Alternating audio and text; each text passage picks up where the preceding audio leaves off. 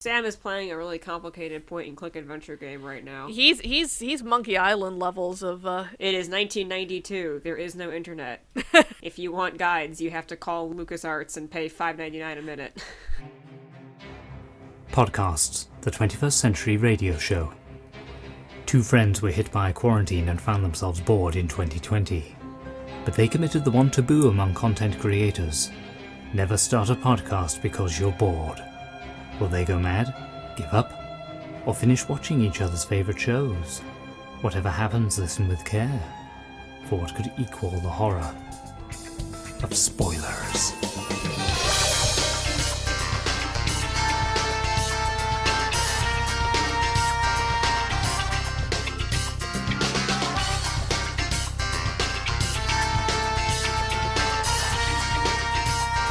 Welcome to the Sin and Violence Podcast. I'm Kara. And I'm Ginger.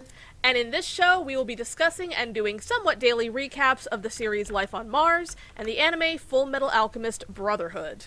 And we have just finished Season 1 of Life on Mars.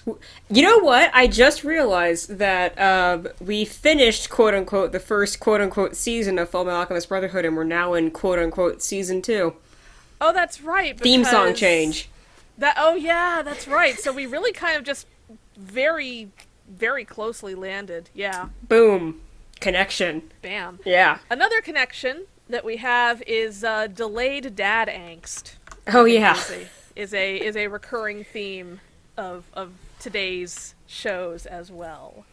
Because in Life on Mars, we have, as I said, the end of Season 1, or Series 1, because it's British, in which Sam confronts his big family issue, and also a lot of the big recurring imagery from across this series. So shall we start there? You know what I find annoying is that how you're like, it's Series 1, or we would say Season 1, and then you're saying this series. So you know what, British people, you gotta clarify these things here. It's funny because apparently the series instead of season thing is relatively new. That would be true, because I know isn't like old Doctor Who is called Season, right? Yeah, someone was pointing it out on Twitter. Like, they were saying, hey, all you British people who are going after Americans for saying season instead of series, here's a BBC announcer from the 80s saying season. Oh, how short your memories are. But that aside, let's talk about this finale here. So, Season 1, Episode 8, the season finale of Life on Mars, and the halfway point and the 20% point for the whole thing. So, Sam, after having encountered his mother a few episodes ago, he now encounters his dad, Vic. And Vic left when Sam was a kid. He never really knew why. He was just a salesman on the road. And now he's discovering that Vic was entrenched in some nasty shit, including porn and gambling and other things that are not door-to-door sales. Well, I'll say that of the two, I would say that porn is the more nastier between gambling and porn. Porn is the more nastier, you know. That is the higher-end nasty.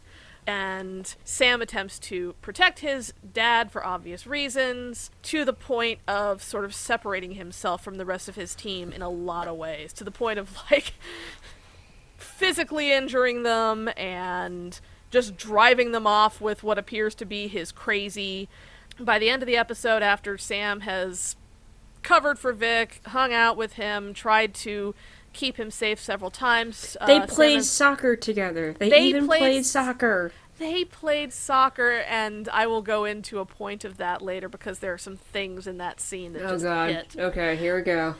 I don't even mean like long term. I just mean like sort of in the moment things. But, okay. But in the end, Sam recalls that his dad, left the family at a family wedding, and he ends up there to see what's going on, and Annie also ends up there undercover.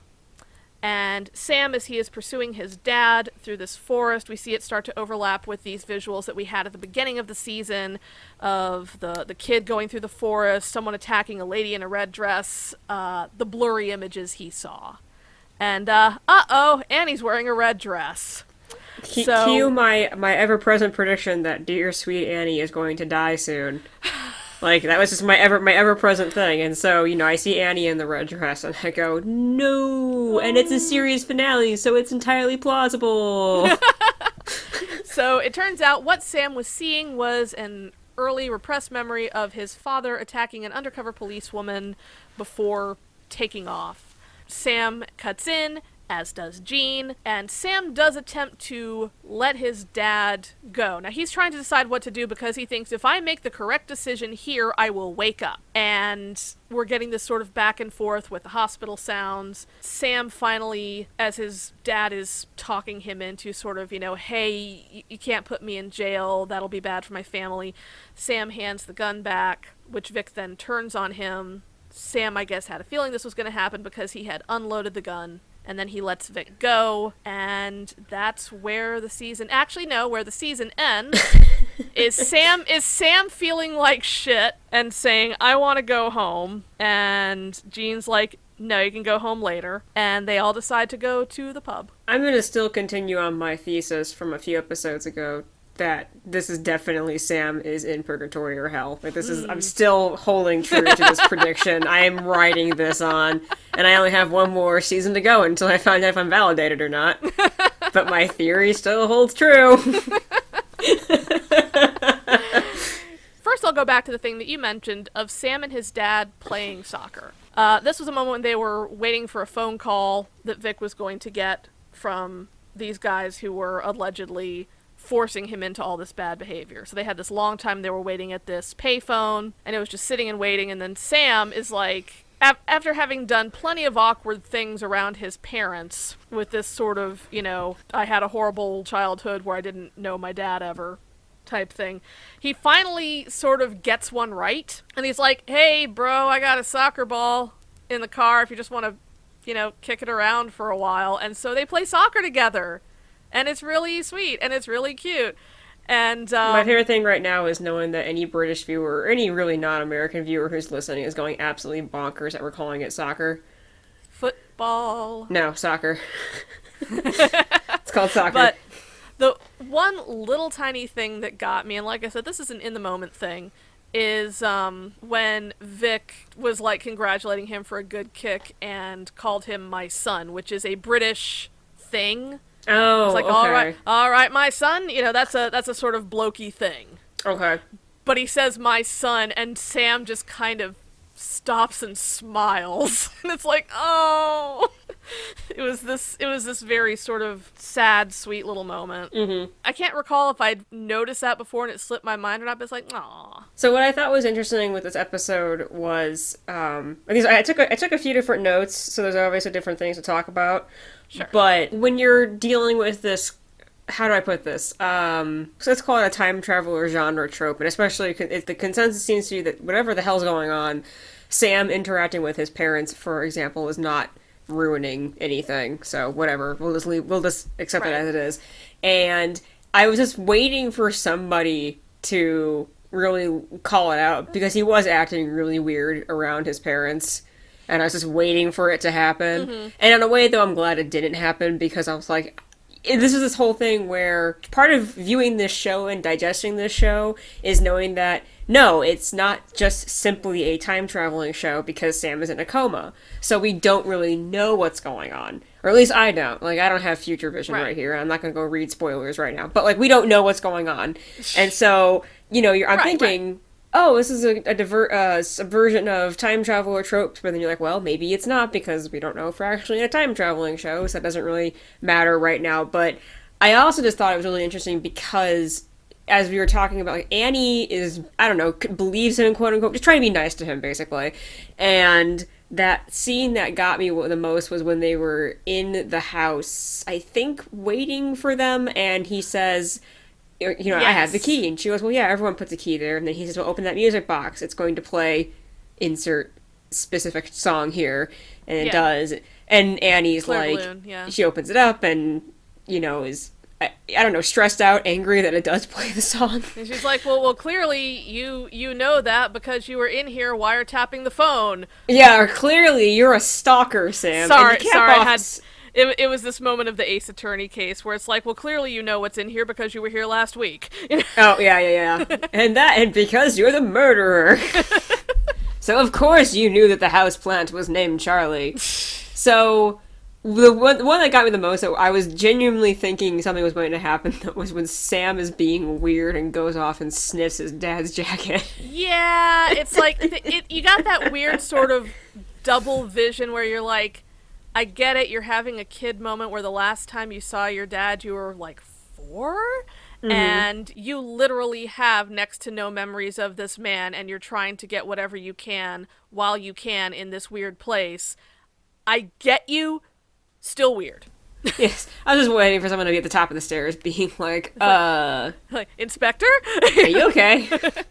Speaking of Annie, it's like, Liz White is such a good actress. Just, you can tell she cares. And I mean, I remember her thing from the first episode where it's like, you know, hey, this, you know, young member of my family who had a concussion and was going through all this.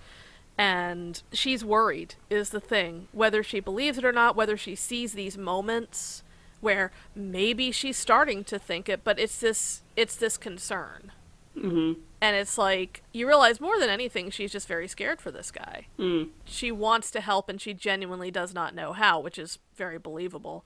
Right. Also on rewatches, and this is more of a framing thing, that scene where Sam is sitting in his old house and Vic walks in and Sam turns on the light and he's just sitting there in that armchair. There's just this thing. There's this very I'm your kid from the future vibe about that entire scene. Well, it's funny that actually you said that, because actually to me what I was thinking was it's kind of a reversal on that whole thing where like a kid sneaks out at night. When they get back, dad is waiting at home in the armchair waiting and disapproving. Yeah. And I remember because when they first brought his dad into the station, Sam was like, that's my dad. And Annie goes, you're older than him. He's not your dad. And now you've got that role reversal where you have Sam and this young guy. Yeah, I can see that too. It's just... So what you're saying, it's like, then there's Sam sitting in their house like a creeper. And, But that moment, the framing of it, it was such a cool scene. This sort of Sam in the superior, not superior morally, but sort of the more intelligent position. The upper hand, I would say. The upper hand position. It was really interesting. And in any other quote-unquote time travel show, that would have been the hero moment. That would have been the, I have come to save your family, you know, but then it just doesn't. Yeah, the thing that also got me with this episode with the build-up was that you're so, like, I think Sam's desperation to both believe in his dad being a good person and also his desperation just thinking, oh, I can save my family if I can control this. And it takes the viewer on the right where you really want him to be right. Like, yeah. I was just like, it was that awkward thing where I'm sitting there going, I probably know he's probably wrong, you know, just because, you can only have so many coincidences before it's a pattern, you know? Right, yeah. And so, you're also just desperately hoping Sam is correct for his sake, because he wants it so badly, and, you know, he's desperately trying to do this and maybe change his past and alter his future or whatever. Yeah. And so it's so just depressing when it turns out that nope, his dad sucks, and his dad was in the know the whole time, and all these things. And so you're with Sam, even though you're also feeling a bit like Annie. You're like, oh my God, Sam! It's like, yeah, you can totally understand, because again, whenever you watch this show, you're looking at it on several different layers at a time, and so you're like, man, I want him to be right because he's had such a hard time. But at the same time, you know, he's also kind of playing this as, if I click the right button, I go home. Yeah. You know, but Sam is also, and again, speaking of things that I observe rewatching, Sam really is living on all these different layers. He's not hedging his bets. He is hedging his bets, rather. He's sort of, you know, sometimes he treats it as, I am really in the past. Sometimes he treats it as, this is a dream and I just have to do the right thing. Sometimes he treats it as, this is something else entirely and I have to crack the code. Yeah, crack the code and figure out the secret way and I can get home. Yeah. Yeah. Sam is playing a really complicated point-and-click adventure game right now. He's Monkey Island levels of... It is 1992. There is no internet. If you want guides, you have to call LucasArts and pay $5.99 a minute. if you want guides, you have to go see Nelson. Nelson's so good. Nelson's great. I like Nelson. Small little fun points from this episode. Gene loves his westerns. I was gonna say, you want to hear my note about Gene? Yes. Gene says no porn. Gene says no porn. You can, you can stare at a girl's tits, you can want to sleep with a lady, but by God, no porn. Gene says no porn. Have you ever seen those memes, no. the memes that are, actually, let me rephrase this. There's one meme in particular I'm thinking of, and apparently in one of the Teenage Mutant Ninja Turtle movies, I think it was Donatello did the sign of the cross, and so the meme just says Donatello is now Catholic. And so that's how I was thinking about during, like, the porn scenes where, they're, both when they bust in and they find the stuff, and, Gene is like, you ruined a great westerns here, and then when they're in the station looking at the porn films, and Gene is just like, ugh, disgusting. Just like, Gene is now Catholic. Speaking of those, the porn titles in this. I gotta say, I'm sorry, I do respect a good porn title pun. Well, if they're good, then it's funny. That's all that is. On Her Majesty's Secret Cervix. And I love how there were very clearly these moments of, I came up with these, and by God, you're all gonna listen to them.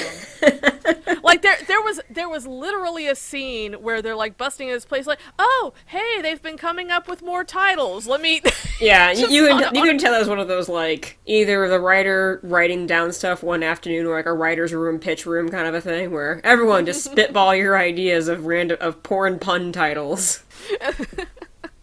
I think there might be another round of pun porn titles in Ashes to Ashes. It's like, okay, it's been a few years, we need to do this again. Gotta do it again. But, yeah, it's... But that's what I thought was an interesting moment with Gene, because you're getting, again, this character development of this guy, where a few episodes ago he was saying, like, him and the missus do something or another, and I was like, Gene's married? A lot of people say that. For a few reasons I did that question, but mostly it's just the fact that he doesn't come across as someone who's married. As I also said when we were just watching, like, the thick of it, you're like, Malcolm Tucker's married? Question mark? Right. But, like, so apparently, so that your profile so far of Gene Hunt is you're just like, it's, Gene is married, apparently, and says no porn, and likes westerns, and also likes fighting people. And likes fighting people, but also respects people at the right time. Mm-hmm. And is interested in doing the right... I always come back to that scene in episode 1 where the little old lady was the witness. Oh, and yeah. Sam was like, yo, hey, look, you need to tell me what's going on. There's been a murder. And Gene's like, hey, what kind of cookies do you like? Do you want more tea? Oh my gosh, how you been? And, and it was a great scene to have in the very first episode when you're first meeting him. Mm-hmm. To just kind of give you that thing of, like, he's not just a violence obsessed. Yeah, no, asshole. He's more dimensional, but not just in the... I think there's like three layers of character. Top layer is, oh, he's a rough and gruff asshole, and then under you make, oh, but he's secretly a softie, but that's very pretty cliche. Like, you're kind of used to it. That's the way it's always going to be when you have the tough dude. He's gonna be like somewhere softy underneath. Right, but Gene is just interesting right now. Like, I don't quite really have him figured out, I guess. But in a good way. So I think earlier today we were pitching a joke back and forth, and I was actually fairly impressed at how I have only seen 8 episodes of this series, but I had a decent grasp of the character voices when we were kind of pitching this idea to each other. I don't know, like, do you think I had a decent grasp? You do, and you're also, both of us have gotten, we're both very into fandom and very into fanfic, and so I think we do observe how characters talk, but it's like the other thing being the characters, whether or not there are more layers to piece apart, their modes of speech and their motivations are very clear. Yeah, so they are very distinct characters, because I can think easily, like, Ray and Gene being kind of similar in a way, you know what I mean? Mm-hmm. Where they're both kind of assholes. With Ray's being very much more hey, I'm trying to be the person that that I assume you're teaching me to be. Mm-hmm.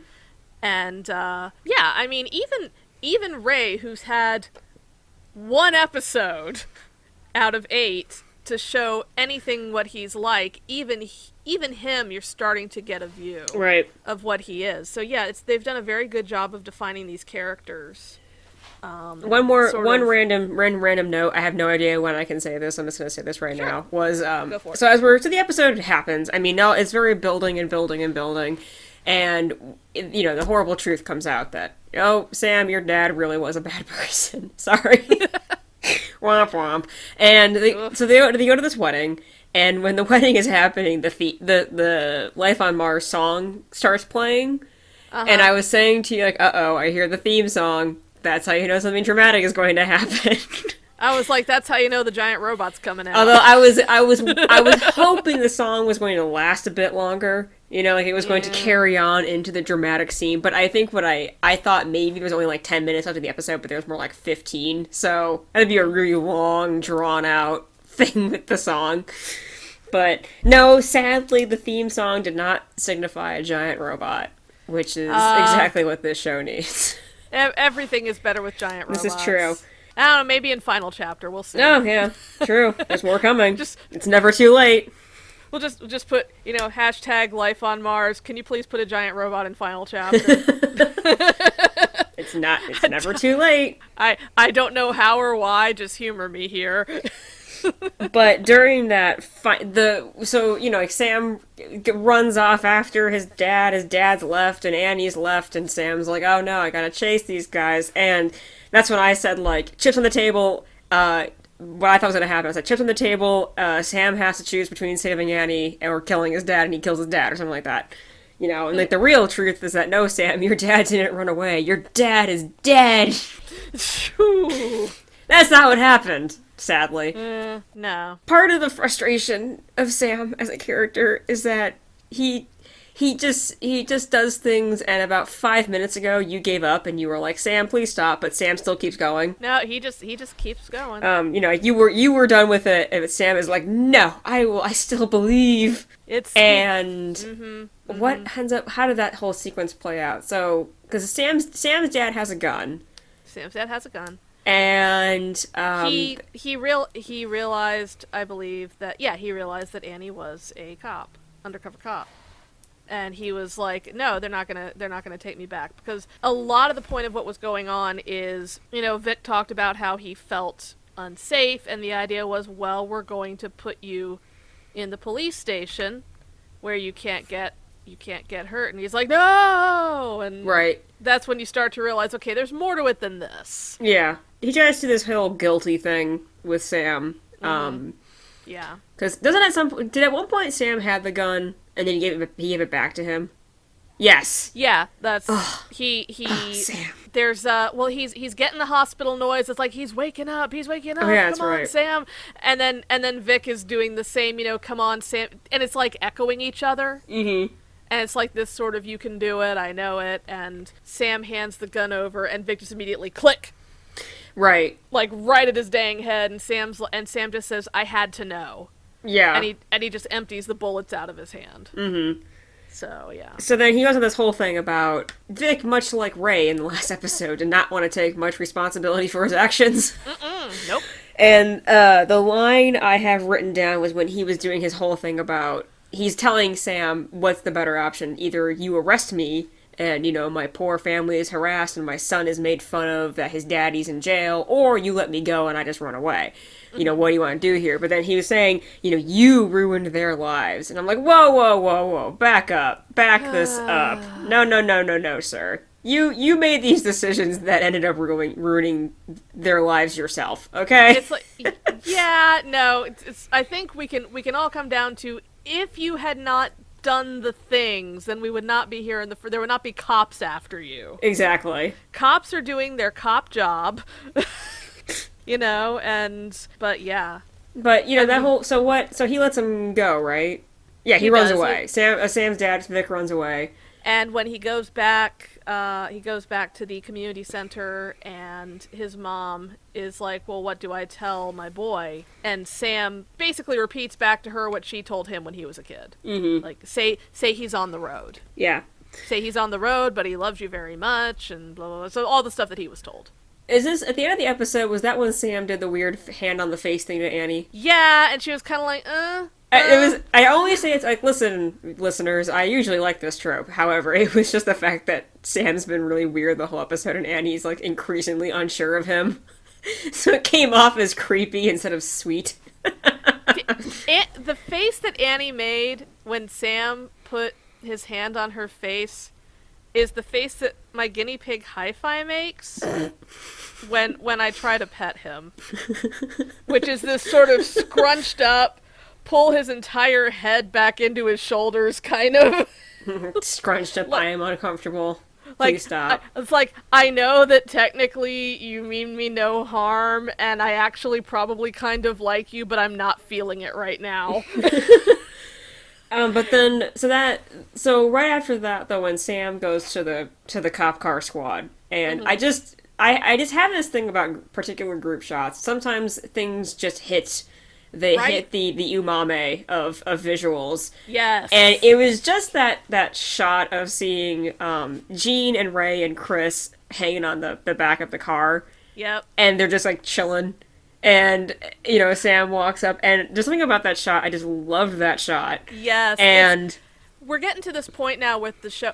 A friend of mine rewatched the show when it aired in Japan. Subtitles. Mm-hmm. And I remember he was getting to this set of episodes, and he was like, oh, I've missed these guys so much. And that really is the end of season 1. It's just that moment when you see the three of them hanging out on the back of the Cortina, and then Sam walking up, and you're just like, it's the lads. Yeah, it's the lads. Now they are the lads. Can you help me understand a note that I wrote here? I wrote in all caps, don't underestimate Senpai. Oh, so it must have been about Chris.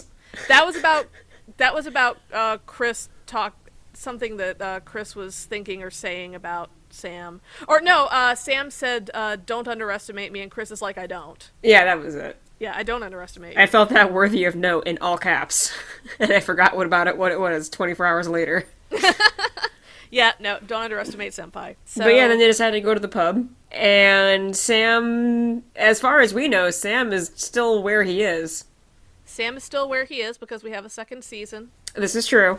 But, and so next thing we watch is going to be the beginning of season 2. Yeah, season 2. Yay! So I believe that's all my notes about.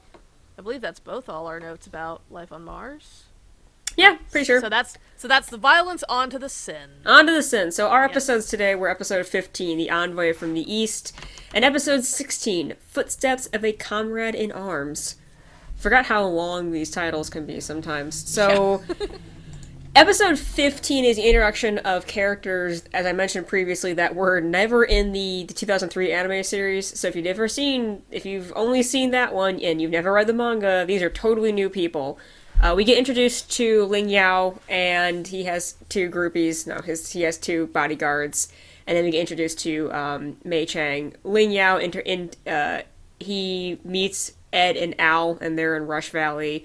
Ed has a messed up arm from his fight with Greed, so they're back to get it fixed from Winry. A huge fight ensues. Introductions are made. Ling lays out his whole thing where Ling is from the country of Xing, which is off to the east, past a desert. He's in a fight for succession, basically, and he's looking for the Philosopher's Stone, basically saying, if I discover the secret to immortality, or, like, whatever people want the Philosopher's Stone for, then I will win the fight to be crowned the Emperor. There you go. Mei Chang is this little girl with a little shoulder panda, and she basically becomes one of Scar's groupies. So Scar gets groupies. It's him, and then this guy named Yoki, who, if you watch the 03 anime, you know more about him, but he has so far done nothing in the 09 anime. This is again, the problem. He's a random character. He will be with us the rest of the series. Carry on. But Mei she's also from Shang, and she is also part of this whole succession thing. So she is in the country looking again, to find the Philosopher's Stone, all this stuff. May can do a thing called alkahestry, which is different from alchemy. It's like the same but different. Alkahestry is more medically focused and involves throwing daggers into surfaces because why not? It looks good. She heals a cut that Scar has and, makes him better. On the C plot is the military gang. So we have Hawkeye and Mustang and Fallman and all these things. They get ran into by Barry the Chopper, who was one of the he was the suit of armor that caused Al to go into an existential crisis a few episodes ago. Mm-hmm. And Barry the Chopper totally thinks Hawkeye's a babe, but she shoots him instead, which is, always good there. And he kind of gets recruited by the military. We don't know why yet, but they're currently hanging out somewhere. They're going to use Barry. And then in footsteps of a comrade in arms, the gang, Ed, Al, and Winry go back to Central, and it's the long build-up to everyone finding out that Hughes is dead. And at the end of the episode, Lieutenant Maria Ross she was the short-haired brunette that was with Ed and Al when they were doing their book learning. She is currently being accused of murdering Hughes. And as we have learned, one of the homunculi, Envy, has infiltrated the military, because Envy can shapeshift. So he's been taking on the different forms of different military people and going in and trying to find out he's trying to find out what people are finding out about them, keeping an eye on them to know what, kind of know their game plan and know what's going on. And then also we find out that Havoc is dating Lust. So she's also doing infiltrating spying. There's lots of spying going on right now. Yeah. But that's, obviously the kids learn that Hughes has died. Ed and Al learned it from Maria Ross early in the episode. Winry made a beeline to the Hughes estate, the Hughes apartment, I should say, and she gets told to her face by Hughes' wife Gracia that he's dead. So the episode ends with lots of crying and lots of spying and lots of infiltration. Lots of crying, lots of spying. Crying and spying. So that's where we are with those two episodes. Envy is such a little piece of shit. Oh, Envy's a piece of shit. I'm so tired of him. Just a secret. I don't like Envy. I really don't. But apparently, Envy's a very popular character. So, a lot of my understanding of Fullmetal Alchemist, and this is the way it is for actually a lot of things that I don't watch. It was this way for Naruto also. Is my understanding of the show comes from the cosplayers. And okay. So yeah. You rarely see an Al cosplayer. When you do, it's just amazing. But I would see Envy cosplayers running around left, right, and center, and all I knew was, oh, he's popular. I bet he's a piece of shit. And yes. And just... Yes. It's in that sort of Sasuke kind of way where it's like, oh my god, the teenage girls love him. But I find Sasuke so much more bearable than I find Envy. There's this, on the side, it's like, there's this rant that Victoria B. from Crunchyroll went on where she's like, when you're a teenager, you fall in love with Sasuke and you don't realize that he is not a good person to be around and he's very damaged and you wouldn't want to date him in real life because he'd be horrible to you, and then you hit your 20s and you fall in love with such and such and you realize it's the same thing again, and then you hit your 30s and you fall in love with Lupin and you realize it's the same. I was like, how dare you? But yeah, no, it's a lot of my understanding of Envy came from that. From cosplayers. But it's seeing that little group build up is very interesting. Build up and fall apart because we did gain and then immediately lose one a couple episodes ago. Wait, I'm sorry, what group are you talking about? Envy and them. The homunculus? The homunculi? The homunculoids, I don't know. The homunculoids. I don't know what you call the group. Them. Yes. No, they're very interesting. It's, like I was saying, there's the differences between who's a homunculus in the original anime versus this anime, so it's kind of a reveal shock sometimes when it happens in this one. I imagine it's like Fruits Basket, where it's like there was really nothing in the manga so far to say that it could be anything otherwise. Right. And the other thing one thing I forgot about was I forgot that Alphonse didn't learn that King Bradley is a homunculus. The only one that did was Greed. Oh God, that's shit. because his eye patch comes off, but he's only fighting greed, and so Alphonse didn't learn that the King Bradley is a homunculus. So the rest of the group still doesn't know that, and the one who did know that is currently dead. Oh no. So Oh no. yeah, I was just thinking like, wait, why is Alphonse not? Oh, because Al didn't see it. Oops. Yeah, Al was busy doing other things. Yeah. But so the new characters are very interesting. Mm-hmm. I love Panda Girl. She's flippin' adorable. Oh, May, I promise, what I know about you and what you've liked so far, I guarantee you're probably gonna like Mei Chang more as stuff goes on. Oh, good. She's. What really got me was she's looking for Edward. Oh, yes. Trying to find him, and there was this. She's gonna be so disappointed when she finds him because there was this almost Utena-esque shot of him, like in her imagination of what he's like. I'm going to find the Fullmetal Alchemist Edward Elric. Oh my God, I'm so excited! It's like, yeah, temper that. Lower your expectations. Oh no, she's fun. I love the bodyguards. They're cool. Yep.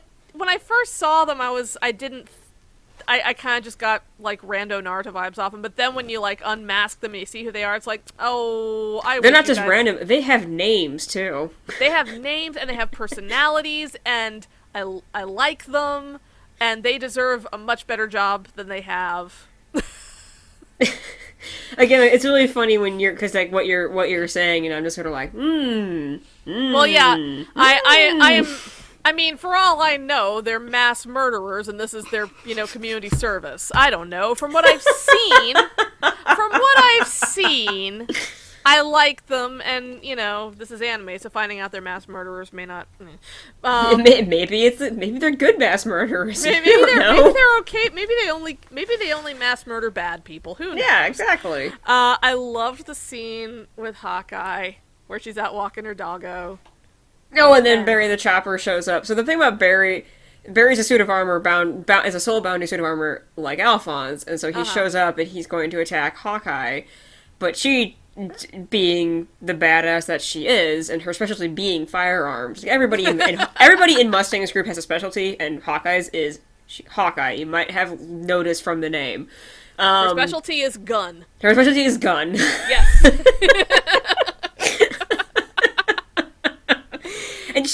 And she's packing and shoots at him, and he's like, "Ah!" And then he goes, "Oh, I know something that'll really freak you out," and takes his head off, and she just shoots at him again.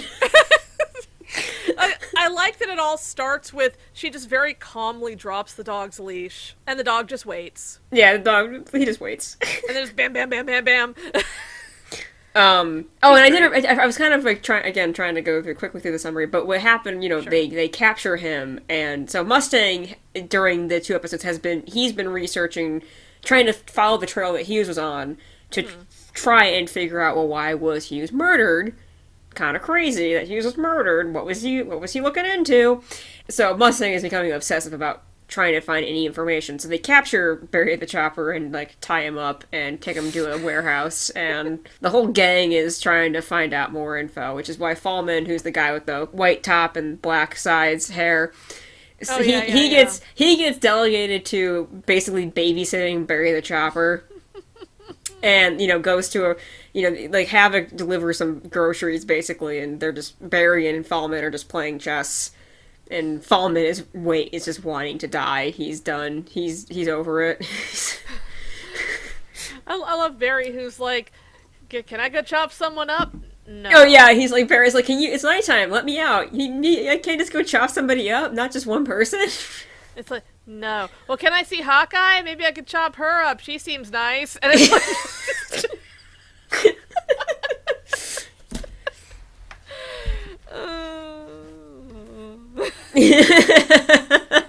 It's... Gosh. I like how we're laughing around the pain, with the pain episode, which is Hughes. The kids find out Hughes is dead. We've come back around to this. The hurt was when Winry gets the door, and the door opens. Oh, daughter, and she's like, "Daddy!" And it's like, because she still thinks he's gonna. It's like, he still has to get up so he can go to work. And it's... And it's just, not only that, but like the animation. There were two bits of animation in episode 16 that really got me. And so the first one was when Alicia answers the door and goes, "Daddy!" And it's not her dad. And her face just morphed into crying, and she just latches onto Winry's leg and is crying. And the second part, which is more crying, but it was really good, it was well animated, was when Ed and Al and Winry are at the hotel in Central, and Ed tells Winry, "Hey, you better eat because they're closing up soon." And Winry, her eyes get so just like shiny, and then she just breaks down in tears.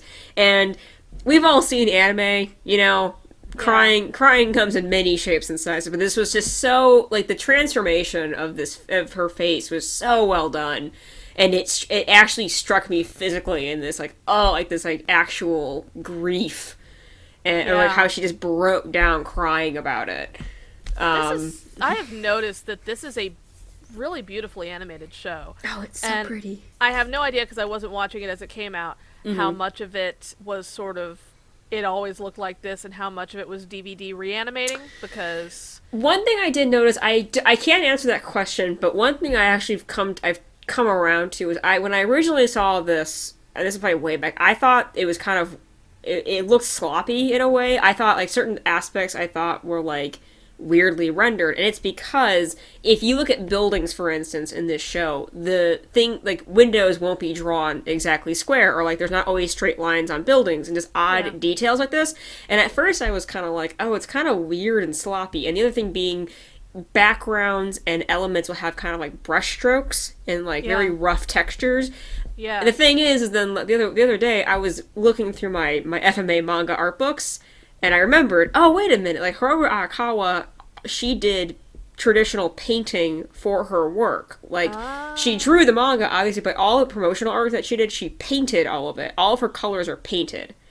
And so, although her painting style is pretty smooth, I know especially on backgrounds, though, you'll see brushstrokes and things like that, and so my interpretation is, it was a way to emulate more of her artwork in certain ways. So the characters are all rendered really well. Like, all the people and key objects look really good, but then certain things like backgrounds, or in the very beginning of episode 15, when it's the nighttime scene and Scar and the alchemist are in a fight, we were paused at the beginning of the episode, and there's like the light posts, and the light beams were not like radiating gradient circles. They were like these painted diamonds. Like, I just noticed that, where I was like, oh, so the whole backgrounds are very painty in that regard. That is very neat. I mean, at this point, Arakawa was going to be, she would have already been quite famous. Her manga would have been quite famous. This was round 2.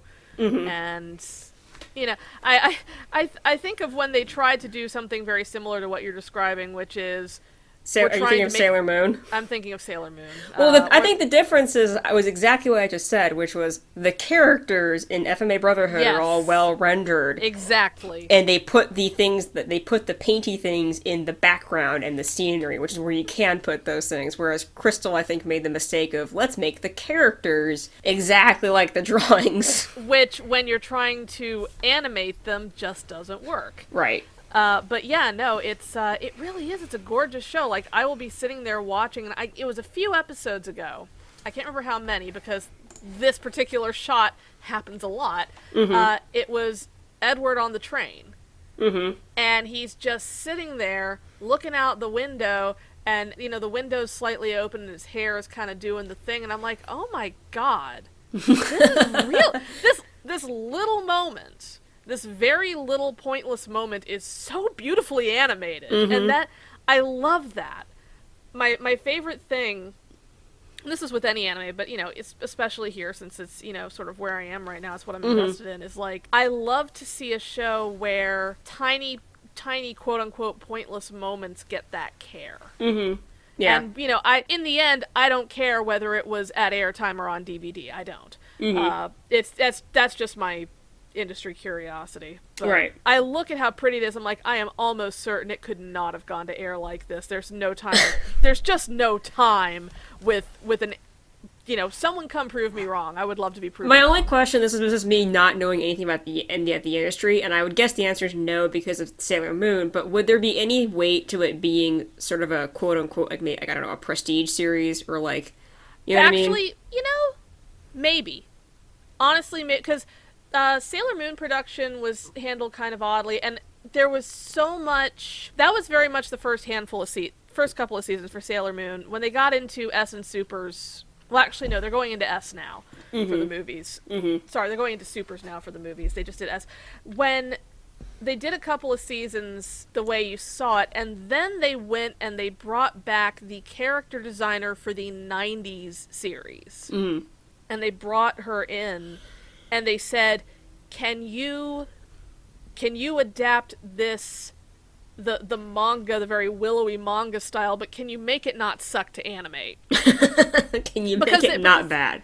Because there is a massive difference, and that is one thing I've noticed with the characters in Fullmetal Alchemist. They are, and I've seen a little bit of the manga, so there was nothing particularly difficult to animate about them to begin with. Mm-hmm. They look, you can tell how they would look from all angles when you see Winry from the front, and actually, it's even better to say Al, because he's the weirdest looking. Oh, yeah, when you see Al from the front, side, back, you can see how that's a three-dimensional, unchanging... Mm-hmm. There's a concrete figure to that. Right. But that's part of the character design thing is, can this character move in 3 dimensions? Mm-hmm. And as much as I love Takeuchi's artwork, even she admits it cannot. Like, right, when they were making the first Sailor Moon doll, they were like, so how does her hair work? And she's like, I don't know. Like, I just draw it. I don't know. So, like, yeah, it is a very cohesive style. I'm going to use that excuse from now on for everything. I just draw it. I don't know. Which, honestly, I've been saying that for a while anyway. I mean, that's fair. But, yeah, I'm just constantly struck by how pretty it is. I watch so much stuff, and I watch so much stuff as it comes out, that I am extremely used to, we'll fix it in post. Or, right. I will say that was part of the anxiety I had about you watching this was, as I said, I thought you should watch Fullmetal Alchemist for your anime career street cred, but I was also nervous just because on one end, obviously there's that whole, like, I like this show a lot, so I really hope that you like it, but then on the other hand, I know for you it's also like, this is a thing in my industry, in my field, that is very well regarded. Right. And so I was really hoping that, again, I was hoping it lived up to the hype beyond just your friend likes it. It does. It does. And that's one thing I think a lot of people sort of my era of anime fandom and my subsection of anime fandom can have a hard time with, and it's something I think we're all getting over slowly, which is a lot of us who are in the fan sub scene who watch the much older shows had, and this was in the era when it was a lot harder to get stuff. Mm-hmm. So, and I've talked about this with regards to sub versus dub, where a lot of times taste comes out of resentment. Right. It's, well, the things I love are harder to get, so I resent how easy it is to get the stuff I'm not into. And dear listeners, if you want to know about this, I am like dub or die. I am gonna die on this hill. And I mean, I started with subs. Okay, technically I started with dubs because I watched Nickelodeon. We all did. Mm-hmm. But when it came to, I understand that I'm watching anime, I'm watching it because it's anime. I went to college starting in 1999, and my college's anime club, while being quite awesome, they were very stringent about, we do not watch dubs. Okay. We just do not. And so my entry into it was, we only watch subs, and there was this implication that was a merit. Now, I mean, in fairness, it wasn't just your club. Like, that was just... No. I think, like, in my experience as a younger anime fan, even at that same time, it was just, that was still... Like, subs were seen as the superior, and dubs were trash. And it didn't matter how good they were, dubs were always trash, and that was just kind of, like, how the experience was, regardless. And, as we got into this time where... and in fairness, there were some pretty shitty dubs. I mean, Sure. They're out But how do you know that the subs are that good anyway? That's true. I'm just saying. That was always my argument. See, if I worked on it, I know it's good.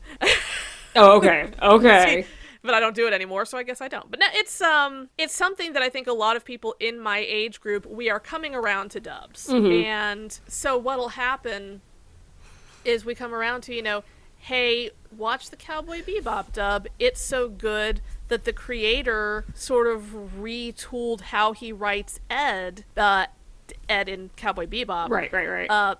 Based on the dub performance, which I think also happened with You're Under Arrest was another example of that. Konosuba has a notoriously fantastic dub. Okay. To the point that it gets advertised as, y'all, I don't care if you hate dubs, please watch the Konosuba dub. It's something that I've come around to, and it's like, I don't... If given the choice and it's literally just me, and it's just me at home... Sure. Doing what I am a fan of a lot of Japanese voice actors. Right. So I will watch the sub. And a lot of times the things that I like, they're so old and so long that no one's going to dub Mazinger. Right. I mean, okay, they did... before anyone comes at me, well, actually, Transor Z. Yeah, I know Transor Z. But... I mean, I was shocked to learn. I mean, meanwhile, I am always going to be like, "Yep, I understand dub." Like, "Yep, get it, dub." Like, that's how I am. But yeah. this is also tying into. I was shocked to learn that the recent Digimon movie is going to get an English dub. I was like, "No, really?" And I was so jazzed about that. It's great, and I think a lot of that is because it was aired on TV first. So many people's childhoods are so tied into that I don't think you couldn't. And it's the people know the localized version best. Right. And when the movie itself is an anniversary thing, I really do love, even though Digimon's probably the next thing I'm going to watch of yours, because it's like, oh gosh, shoot, this really does look fun though. And speaking of that, though, I have been talking with, the Crunchyroll newsroom, because we do talk about stuff besides business. I'm like, hey, I've been watching Brotherhood with Makohai. And, there's other people in there who have, they've started it but not finished it, or they've, they have watched it. And they're like, oh, where are you in it? What do you think of it? And so, I keep them kind of up to date on it. And it's fun to actually get to talk about it, because some watched it new, some watched it later on like I am. Mm-hmm. And there is this sort of, in my generation of fandom, there's this sort of, you know what, I'm over it. Let's go watch the show that was super popular. There's gotta be a reason. And also, I've seen other stuff Arakawa has done. I'm familiar with her other work, and I love it. She did a quote-unquote manga remake of Heroic Legend of Arislan, which was this 80s, 90s, very high fantasy series. Okay. And speaking of dubs, that has a dub full of West End actors. Oh, okay. Oh my, yeah, that was one. That was one of the. That was on the list of, look, I know you're not into dubs, but please watch this dub, and it's just. Oh, that just sounds like fun. It is chef kiss. I really do need to see Arakawa's redo of Arislan, because I love the original story, and I'd love to see what she did with it. All right. So that diverging thing aside, let's go over to wrap it up, our favorite sin and our favorite violence. Which is funny, because this week they're both a little bit. This week? You mean today? I mean on this day. On this day of our podcast. On this day of our podcast, and I have no idea, at what frequency I'll be releasing them, but at this point in time. All right. In this state, in this atmosphere. Wait, what am I saying? In these uncertain times. Aurora Borealis here, localized in this podcast. Yes. So I think we both actually agreed on both of them this time around. We did. Our favorite violence. Oh my! I can't even think right now. Our favorite violence was technically not a violence. It was a move toward violence. It was Vic aiming the gun at Sam, his son from the future. Vic's complete willingness to, whichever way you look at it, shoot A, his son from the future, or B, the cop trying to save him. Yeah. And the fact that it didn't actually happen, but just the fact that he was ready to do it. And immediately too. He gets the gun back and he immediately just moves it. He did not hesitate a moment. Just almost point blank at the forehead. Just like, oof. Vic, come on! I knew you were a mess, but I didn't know you were this much of a mess. I didn't know you were this much of a hot mess. And then our favorite sin was one of the bigger sins I have seen in this show, which is saying something. The biggest sin of the episode was freaking Roy Mustang going, tell the Elric boys that Hugh's retired to a farm upstate and he's running around happy with other alchemists, you know.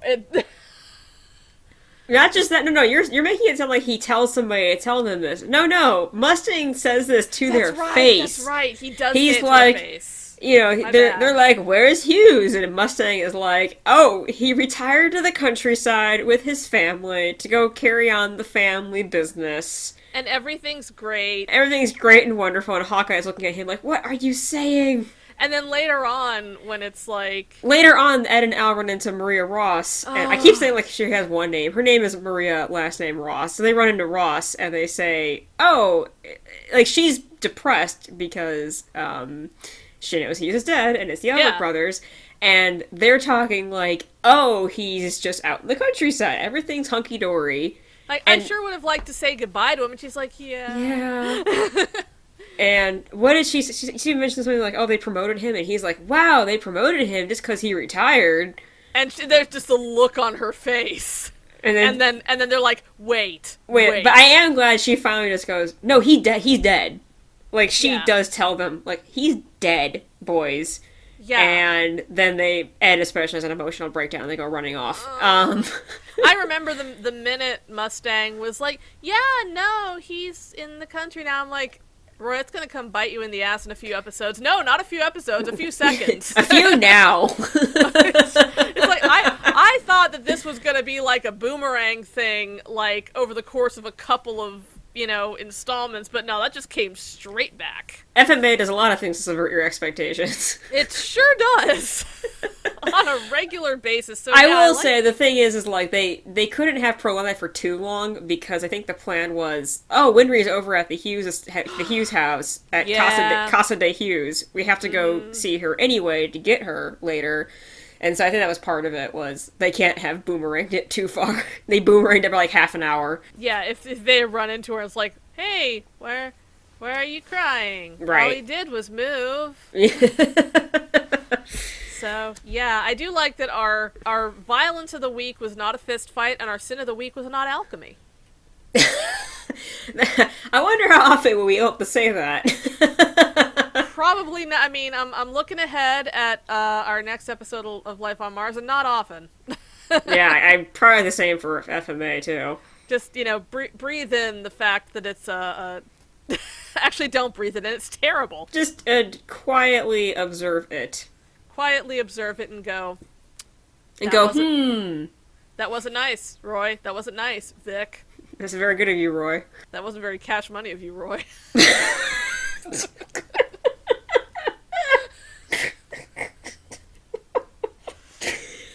On that note... Yes. On that note... This was the Sin and Violence podcast. I'm Ginger. And I'm Kara. And that was Sin and Violence.